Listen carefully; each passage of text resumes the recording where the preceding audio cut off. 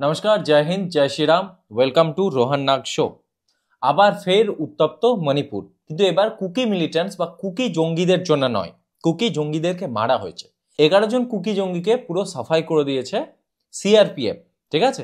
এবং লাস্ট মে মাসের পর থেকে এই যে মণিপুরের যে উত্তপ্ত পরিস্থিতি হয়, তারপর গভর্নমেন্টের তরফ থেকে রিটালিয়েশনের যে শুরু হয়েছিল, সো এটা একটা মেজর ক্র্যাকডাউন বা রিটালিয়েশন বলতে পারেন, ঠিক আছে। এখানে 11 জন কুকি জঙ্গিকে মারা হয়েছে এবং সঙ্গে আমাদের দুজন আহত হয়েছে, দুজন সিআরপিএফ জওয়ান আহত হয়েছে, একজন তাদের মধ্যে মারা গেছেন। এখন খবর এসছে একজন মারা গেছেন এবং প্রচুর অস্ত্রশস্ত্র উদ্ধার হয়েছে।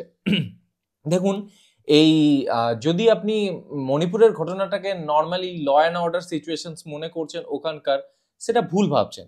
এটা অ্যাকচুয়ালি জিওপলিটিক্যাল একটা ইনসিডেন্ট, যেটা তৈরি হয়েছে অনেক আগে থেকে।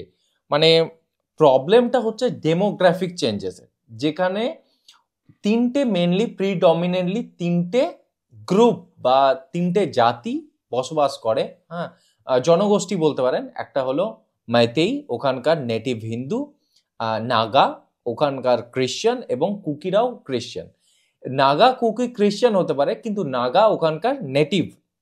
আগে ওরা অন্য ধর্মে ছিল, তারপর খ্রিস্টান ব্যাপটিস্ট মিশনারিদের কনভার্ট করার পর তারা খ্রিস্টান হয়েছে। এবং কুকিরা হালে খ্রিস্টান হওয়া, ঠিক আছে, নিউলি মিন্টেড খ্রিস্টান। এবং কুকিদের মধ্যে অনেকেই আসছে মায়ানমার থেকে। মানে মায়ানমারের সঙ্গে আমাদের ইন্ডিয়ার ওপেন বর্ডার এগ্রিমেন্ট ছিল।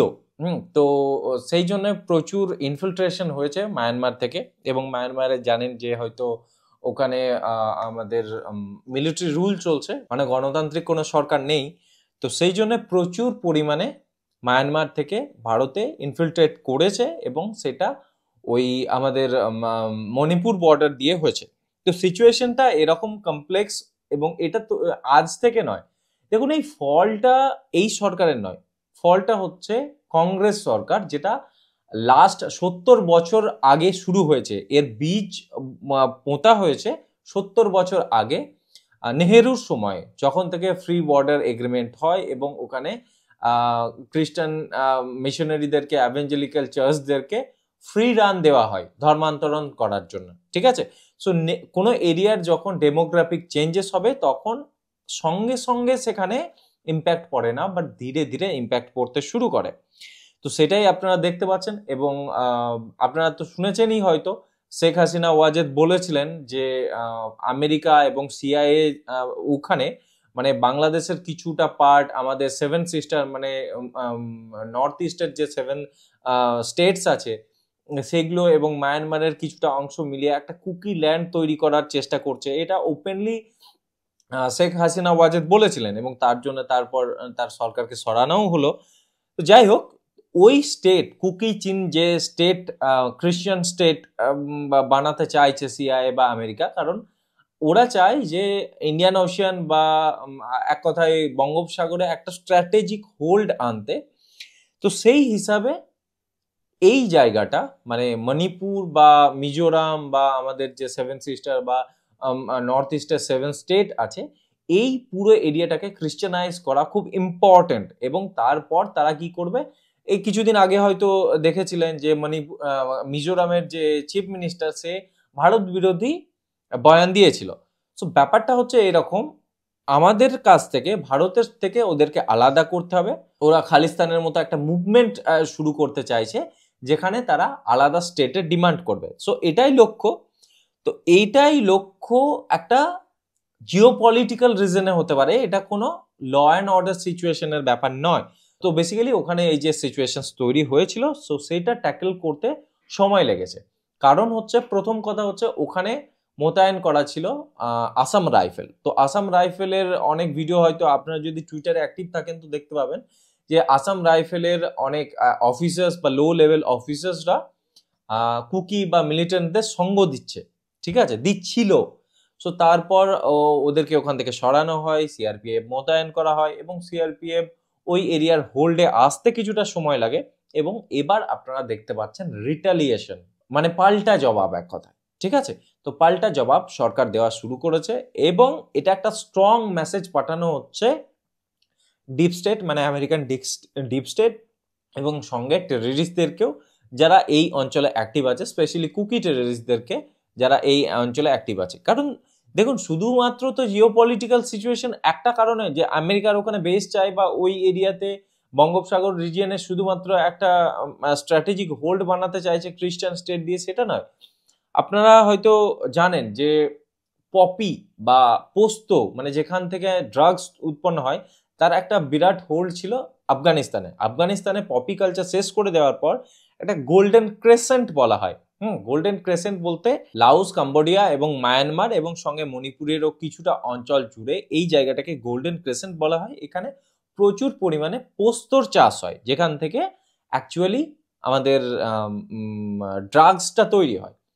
এবং ড্রাগস মানি শুধুমাত্র কুকি টেররিস্টরাই ইনভলভ হয় ড্রাগস মানিতে, এতে মাইতেই মানে যারা নেটিভ হিন্দু তারাও ইনভলভ আছে, নাগারাও ইনভলভ আছে এবং কুকিরা তো আছেই।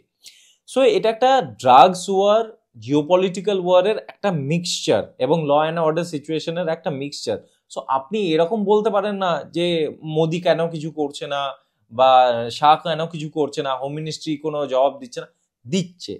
এই সিচুয়েশন একদিনে তৈরি হয়নি, তৈরি হয়েছে বিগত 70 বছর ধরে এবং সেটা একদিনে শেষও হয়ে যাবে না। স্টেপ খুব ভেবে চিন্তে নিতে হবে, নয়তো সিচুয়েশন পাঞ্জাবের মতো বা কাশ্মীরের মতো ছড়িয়ে পড়তে পারে। তো গভর্নমেন্ট সেটাই করছে, যথেষ্ট স্ট্রং স্টেপ নেওয়া হয়েছে এবং যে যে প্রবলেমগুলো ছিল একে একে সেগুলোকে এলিমিনেট করা হচ্ছে এবং ওখানে এবার দেখতে পাবেন আরো বেশি রিটালিয়েশন শুরু হবে। যেমন ছত্তিশগড়ে দেখতে পাচ্ছেন যে প্রচুর পরিমাণে মাওবাদী মারা হচ্ছে। দেখুন মাওবাদকে শেষ করা একদিনে সম্ভব হয়নি এবং প্রচুর সময় লেগেছে, প্রচুর ভুলভ্রান্তি হয়েছে, সেগুলোকে ঠিক করার লেগেছে এবং দেখতে পাচ্ছেন যে লাস্ট 1-2 বছরে প্রচুর পরিমাণে মাওবাদী মেরে পুরো ইকোসিস্টেমটাকে শেষ করে দেওয়া হয়েছে। তো সেম একইভাবে মণিপুরের সিচুয়েশন বা নর্থ ইস্টের সিচুয়েশনকে যদি স্টেবিলাইজ করতে হয়, সিচুয়েশনকে যদি আয়ত্তে আনতে হয়, সময় লাগবে। তো সেটাই আমরা দেখতে পাচ্ছি ফোরফ্রন্টে আসছে এবং রিটালিয়েশন শুরু করেছে এবং আমরা আশা করতে পারি যে আগামী দিনে আরো বেশি এরকম রিটালিয়েশন এবং কুকি টেররিস্টদেরকে অস্ত্র সমর্পণ করতে দেখতে পাবো। এবং একই সঙ্গে বলে রাখি যে হোম মিনিস্ট্রি ইম্ফল ভ্যালিতে মানে যেটা মণিপুরের যেটা মেন রিজিয়ন ইম্ফল ভ্যালি, সেখানে 19টে মনে হয় পুলিশ স্টেশন আছে, তার মধ্যে এখন অবধি 6টা পুলিশ স্টেশনে AFSPA মানে arm forces special protection act বা স্পেশাল পাওয়ার অ্যাক্ট কে লাগু করেছে। ঠিক আছে, সো এতে কি হবে, আর্ম ফোর্সেসকে আরো বেশি পাওয়ারও দেওয়া হবে মানে রিটালিয়েট করার জন্য। তো আশা করছি আমরা আগামী দিনে অনেক বেশি রিটালিয়েশন দেখতে পারবো গভর্নমেন্ট বা আর্ম ফোর্সের তরফ থেকে এবং একই সঙ্গে এতে কি হবে, এই যে মণিপুরের যে সিচুয়েশন বা নর্থ ইস্টের যে সিচুয়েশন আছে সেটা শুধরে যাবে। তো খুব ভালো ব্যাপার, আমি আপনাদেরকে ব্যাপারটা জানিয়ে রাখলাম, এই পুরো ব্যাপারটাকে ভালোভাবে অ্যানালাইজ করে বুঝিয়ে দিলাম যাতে আপনাদের বুঝতে সুবিধা হয়। যদি কারো কোনো প্রশ্ন থাকে বা কোনো আমাদেরকে জানানোর মতো কোনো ফিডব্যাক থাকে তাহলে অবশ্যই আমাদেরকে কমেন্ট সেকশনে জানাতে পারেন। এবং আমরা বড় ভিডিও দেওয়া শুরু করছি এবং দিনে 2টো বড় ভিডিও তো অবশ্যই আপলোড করব। সঙ্গে লাইভ শুরু করলে আমরা আপনাদেরকে আগে থেকেই জানিয়ে দেবো যে আজ থেকে লাইভ শুরু করছি। ঠিক আছে, আমাদের ফ্যামিলিরা আসতে শুরু করলে অবশ্যই লাইভ সেশন শুরু করে দেবো। তো ভিডিওটা এখানে শেষ করছি, ধন্যবাদ।